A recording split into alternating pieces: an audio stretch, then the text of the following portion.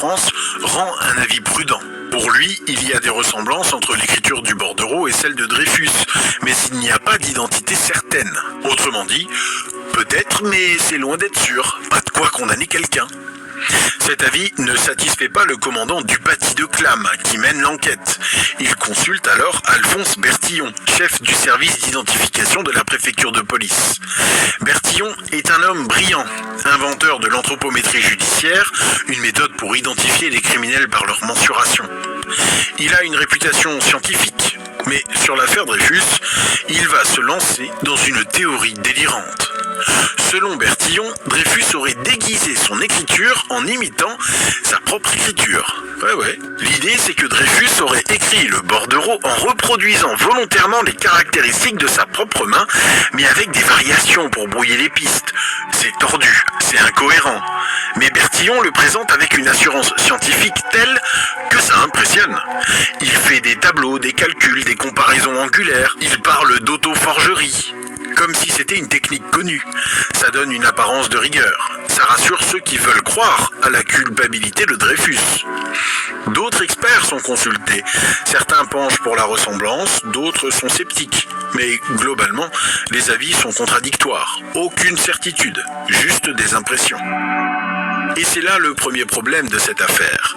On construit une accusation sur une base fragile. Une expertise graphologique contestée. Pas de preuves matérielles, pas de témoins, pas d'aveux. Juste une ressemblance d'écriture, de près ou de loin, que même les experts n'arrivent pas à confirmer unanimement. Ça fait léger. Et pourtant, c'est suffisant. L'état-major veut avancer, parce qu'il y a une pression. La presse a eu vent de l'affaire. Le 1er novembre 1894, le journal La Libre Parole, antisémite notoire, titre « Haute trahison, arrestation de l'officier juif Alfred Dreyfus ». L'article ne donne pas de détails, mais encore une fois ça suffit, l'opinion publique s'enflamme. On réclame un coupable, on réclame un procès. Alors, l'armée accélère. On convoque Dreyfus le 13 octobre pour cette fameuse dictée piège. L'idée, c'est de le déstabiliser, de provoquer une confession. Si Dreyfus est coupable, se dit-on, il va craquer, il va se trahir. Sauf que Dreyfus ne craque pas, parce qu'il ne comprend pas ce qui lui arrive. Il est stupéfait, choqué, révolté. Mais il ne confesse rien, parce qu'il n'a rien à confesser en même temps. Dupaty prend ça pour de la ruse, de l'obstination, un signe de culpabilité.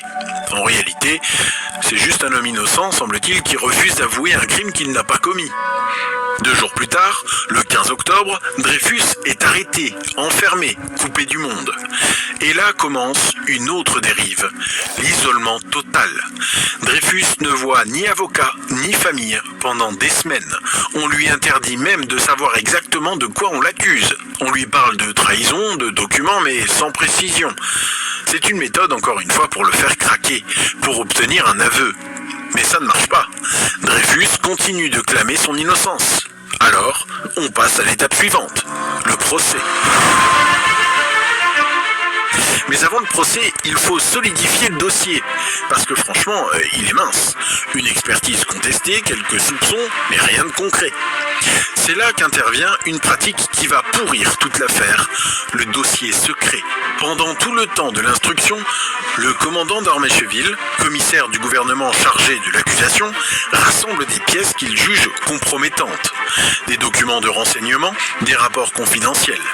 Le problème, c'est que certaines de ces pièces ne désignent même pas Dreyfus clairement. Elles parlent de cette canaille de D, point, ou de cet animal de D, point. On suppose que le D, c'est Dreyfus, mais comment le savoir avec certitude? Ça pourrait être n'importe qui, Dubois, Durand, ou même pas un nom d'ailleurs, juste une initiale aléatoire.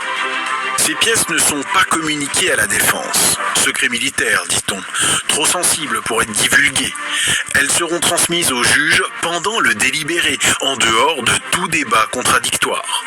Le principe du procès équitable, c'est que l'accusé et son avocat doivent pouvoir discuter toutes les preuves. Là, on juge Dreyfus sur des éléments qu'il ne connaît pas, qu'il ne peut pas contester, et qui sont pourtant facilement contestables. Mais en 1894, dans le contexte de secrets militaires, de psychose d'espionnage, cette pratique est tolérée, justifiée même, parce qu'on se dit, la sécurité de la France passe avant tout. Si Dreyfus est un traître, on ne va pas le laisser filer pour des questions de procédure. Voilà où on en est en décembre 1894, au début du procès. Un dossier fragile, une expertise contestée, des pièces secrètes douteuses et une conviction de culpabilité qui repose plus sur des préjugés que sur des preuves solides. C'est une erreur. À ce stade, c'est une erreur judiciaire en construction, pas encore un mensonge d'État. Juste une machine qui s'emballe, nourrie par l'antisémitisme, la peur de l'espionnage et l'obsession du secret. Mais cette erreur va devenir un mensonge, parce que très bientôt, des éléments vont surgir, des éléments qui montrent que Dreyfus n'est pas le coupable. Et là, au lieu de corriger, l'institution va choisir de défendre sa version coûte que coûte.